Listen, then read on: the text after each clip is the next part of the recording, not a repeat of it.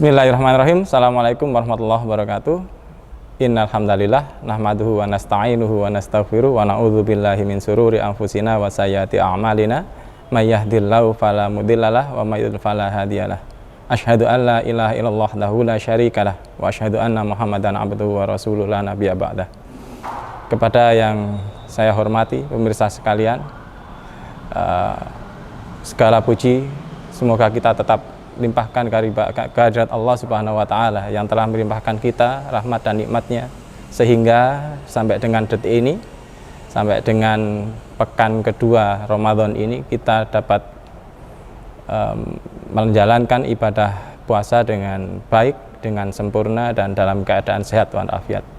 Salawat serta salam semoga tetap terlimpahkan kehadirat Rasul Muhammad SAW yang telah memberikan satu suri tauladan yang baik, satu-satunya tempat kita untuk berkaca dan menilai diri, menghisap diri kita, menilai seberapa mulia kita, seberapa agung kita, seberapa hebat kita, baik di hadapan manusia maupun di hadapan Allah Subhanahu wa Ta'ala.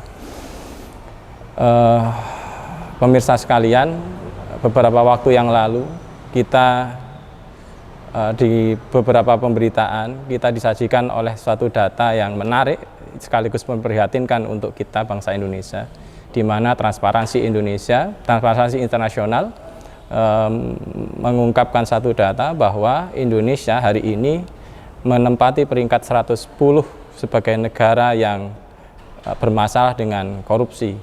Poin korupsi, indeks korupsi kita menempati 110 peringkatnya, sedangkan poin korupsi kita berada pada poin 34, yang artinya bahwa Indonesia mengalami penurunan rasio dan tingkat korupsinya dari yang tadinya 97 di peringkat 97 sekarang merosot di peringkat 110 dunia. Itu menandakan bahwa negara kita hari ini bermasalah dengan integritas. Ma'asyiral muslimin, kita sekarang berada dalam bulan Ramadan. Bulan Ramadan satu-satunya tempat kita untuk belajar bagaimana memaknai hidup yang sederhana, belajar tentang integritas. Karena di dalam Ramadan, sebagaimana disebutkan dalam salah satu ayat dalam surat Al-Baqarah, a'udzubillahi minasyaitonirrajim, ya ayyuhalladzina amanu kutiba alaikumusiyam kama kutiba alal ladzina min qablikum la'allakum tattaqun. Puasa yang diwajibkan oleh agama, oleh Islam untuk umatnya, pada dasarnya adalah ibadah yang dimensinya tidak hanya terkait dengan dimensi ubudiyah kepada Allah, tapi juga dimensi yang bersifat horizontal kepada sesama. Ibadah puasa berdimensi spiritual, berdimensi vertikal, karena penilaian terhadap kualitas puasa sesungguhnya bukan pada bagaimana seseorang itu tampak di hadapan manusia yang lain, tapi bagaimana dia menampakkan puasanya di hadapan Allah Subhanahu wa Ta'ala. Karena sesungguhnya tidak ada satupun dari kita yang bisa menilai puasa seseorang. Tidaklah seseorang itu dikatakan berkualitas puasanya ketika seseorang itu terlihat lemas di hadapan kita, ketika bibirnya pecah-pecah, ketika dandanannya lusuh di hadapan yang lain.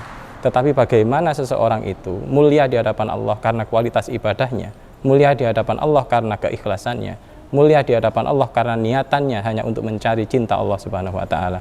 Itu adalah satu-satunya, puasa adalah satu-satunya ibadah yang oleh agama memang tidak dinilai, tidak diberitahukan kualitas pahalanya, tidak disebutkan seberapa besar pahala dari puasa. Sedangkan untuk ibadah-ibadah yang lain, Allah memberikan satu penjelasan tentang bagaimana puasa, bagaimana ibadah-ibadah itu memiliki standar nilainya masing-masing. Artinya apa?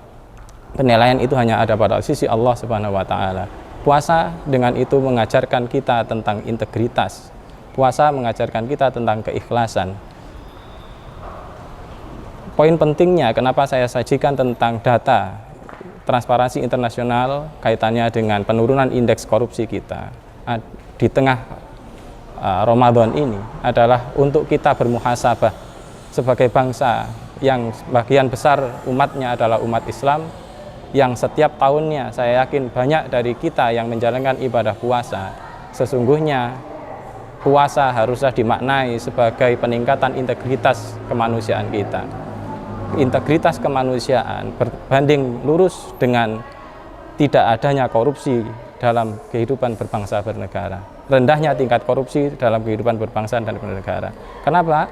Karena integritas terkait dengan pembelaan seseorang terhadap nilai-nilai kebenaran, pembelaan seseorang terhadap kebenaran, kejujuran, dan ketakwaan itu sendiri. Tidaklah dikatakan seseorang itu bertakwa manakala seseorang itu tidak memiliki integritas dalam kehidupannya. Tidak ada nilai pembelaan terhadap kebenaran, tidak ada pembelaan terhadap yang hak, dan tidak ada perlawanan terhadap apa yang batil. Korupsi di lingkungan kita tidak akan terjadi jika spirit puasa yang ditanamkan, yang diajarkan selama Ramadan ini ada dalam kehidupan kita. Korupsi tidak akan pernah menjamur selama umat Islam yang notabene mayoritas di Indonesia berhasil dalam sholat, berhasil dalam puasanya, mampu menerapkan spirit puasa dalam kehidupannya sehari-hari.